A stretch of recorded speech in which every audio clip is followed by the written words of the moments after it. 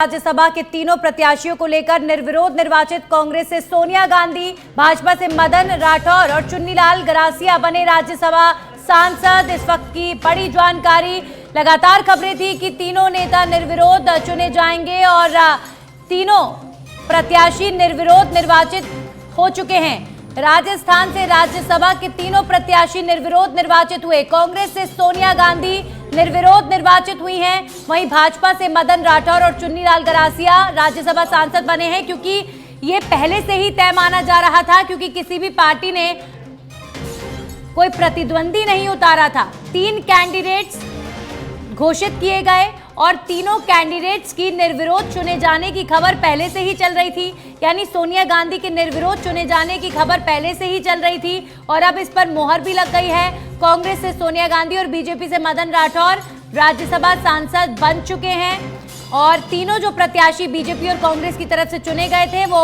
निर्विरोध अब राज्यसभा के सदस्य चुने जा चुके हैं। राजस्थान से राज्यसभा के तीनों प्रत्याशी निर्विरोध निर्वाचित हुए। राजस्थान से राज्यसभा सदस्य सोनिया गांधी बनी है कांग्रेस पार्टी की तरफ से और बीजेपी से मदन राठौर राज्यसभा सांसद बने। बीजेपी से चुन्नीलाल गरासिया भी राज्यसभा के सांसद निर्विरोध चुने गए हैं। हमारे सहयोगी लाल सिंह जुड़ गए इस खबर पर ज्यादा जानकारी के साथ। लाल सिंह, पहले से ही चर्चाएं थी क्योंकि दोनों पार्टियों ने कोई प्रतिद्वंदी नहीं उतारा था, 3 सदस्य चुने जाने थे और 3 ही नामों की घोषणा हुई थी और अब निर्विरोध चुने जा चुके हैं। सोनिया गांधी राज्यसभा सदस्य बन गई। देखिए, बिल्कुल लगभग तय था पहले, क्योंकि दोनों पार्टियों में जितना बहुमत था उसी आधार पर प्रत्याशी जो मैदान उतारा था, तो लगभग तय था। लेकिन एक तय समय पर चूंकि नामांकन की जांच होती है पत्रों, जिसके बाद उसको वापसी का समय होता है, आज ही ये तय होना था कि क्या रहना है। तो आज लगभग तय हो गया, तीनों का जो तीनों की जांच हो गई, नाम वापसी भी हुआ नहीं, किसी ने नामांकन दाखिल किया नहीं और आज पूरे तरह से जो रिटर्निंग अधिकारी उसने घोषणा कर दी कि तीनों ही जो प्रत्याशी हैं उनको राज्यसभा का सदस्य निर्विरोध चुन लिया गया है।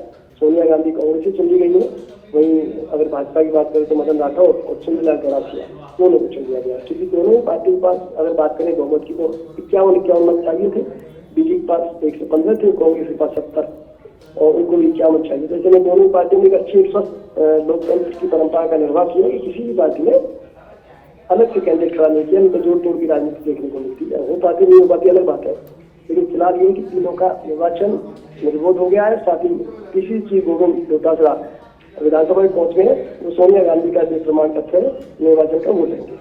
जी बिल्कुल लाल सिंह, निर्विरोध तीनों सदस्य चुने जा चुके हैं। सोनिया गांधी का राजस्थान से राज्यसभा में पहुंचना अपने आप में राजस्थान के लिए खास माना जा रहा है और सोनिया गांधी के यहां से राज्यसभा सदस्य बनने के बाद कांग्रेस को बल मिलेगा, इस तरीके की खबरें चल रही थी। हालांकि अभी तो कांग्रेस को यहां पर झटके लग रहे हैं, लेकिन उम्मीद यही है कि सोनिया गांधी यहां से प्रतिनिधित्व करेंगी तो यहाँ के नेता एकजुट होंगे। देखिए, बिल्कुल कोई बड़ा किसी पार्टी की बड़े नेता जब कहीं अगर किसी देश से जाते हैं, पार्टी कार्यकर्ता मोटिवेट होता है, उसको बल मिलता है। सोनिया गांधी बड़ी नेता है उनकी, तो आज राजस्थान का कार्यकर्ता निश्चित रूप से इस बात के लिए तो आह्लादित है कि बड़ी पार्टी के नेता राज्यसभा से चुनकर राजस्थान से नहीं, लेकिन उसका कितना फर्क पड़ेगा और नहीं पड़ेगा ये तो एक अलग विषय होता है। क्योंकि राज्यसभा का चुनाव और राज्यसभा में इससे पहले भी यहाँ से कई बार कांग्रेस के बड़े बड़े नेता चुनकर गए, मनमोहन सिंह यहाँ से चुनकर गए थे। तो अब फर्क क्योंकि लोकसभा में कितना फर्क पड़ पाएगा अलग बात, हमें इतना जरूर हम नहीं कह सकते। कार्यकर्ताओं को इसका एक सकारात्मक मैसेज गया है, क्योंकि जहाँ तक कि जल्दबाजी थमने वाली बात है तो उसके संकेत उस समय मिल गए थे जब सोनिया गांधी का नामांकन दाखिल किया जा रहा था। उसमें भी जो अभी फिलहाल बीजेपी के हो चुके हैं महेंद्र सिंह मालवीय उस समय मौजूद नहीं रहे थे। अब चूंकि हाँ कार्यकर्ता खुश हो सकते हैं, कितना इसका असर पड़ेगा नहीं असर पड़ेगा ये तो देखने वाली बात है।